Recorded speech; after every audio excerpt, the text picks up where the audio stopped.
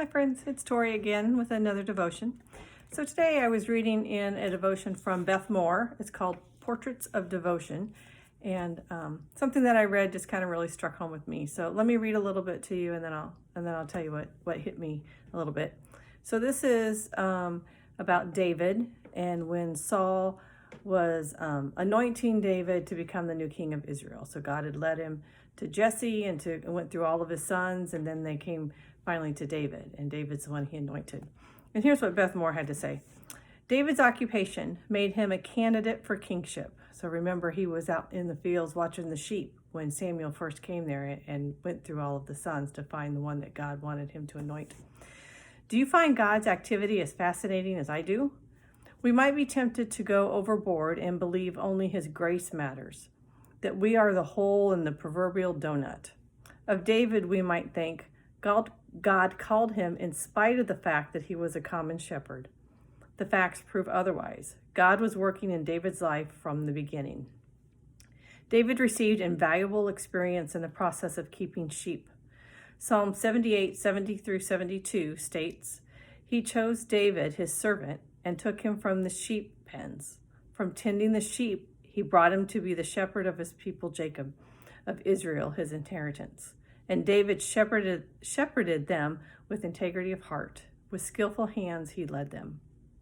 And this is still Beth Moore speaking here. I believe God takes the building blocks of our lives and uses them to his glory.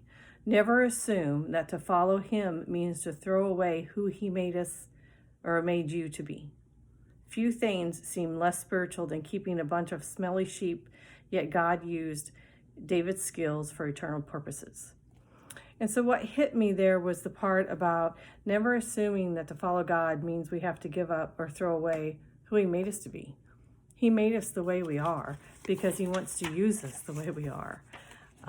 So I thought about that a little bit, and every experience I've ever had in life, whether it's something little or something big, God can use, and he will use to his glory if I'll let him. So some of the things that I thought about that I've gone through in my life, and then I thought about how God can use those. A couple of things. One of them was when my kids were in high school, I was president of the Music Boosters for a few years. And I thought about that, and that taught me some leadership skills, taught me how to delegate, and it taught me about service. And then I also served on the DeWitt County Fair Queen Committee for several years. And that experience really taught me how to value differences in people, in those queen candidates, and look for their strengths and how to bring out those strengths and to work on weaknesses, but to value those differences in people and learn how to work with them. Well, both of those experiences helped me to get rehired onto State Farm when my daughter was a senior in high school. And so getting rehired onto State Farm gave me a pretty good salary, which allowed Dan and I to use money to further God's work by, through the church and through other organizations. So all those experiences God has been using. And each of those were little things to me. A big one was when my dad died. It's been 28 years, but that helped me learn to be empathetic to other people that are going through similar things. So, little things, big things, God will use them all if we'll let him.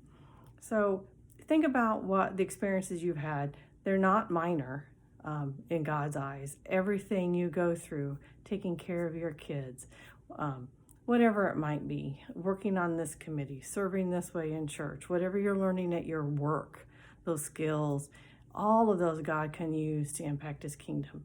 So don't think that what you're doing is little and it doesn't matter, or that experience you're going through, all of this stuff with COVID that we're going through, God can use it. I'm sure we've all learned a lot about ourselves during this time. So let God use those experiences, and he made you to be who you are. Use those and let God use them. Have a great day.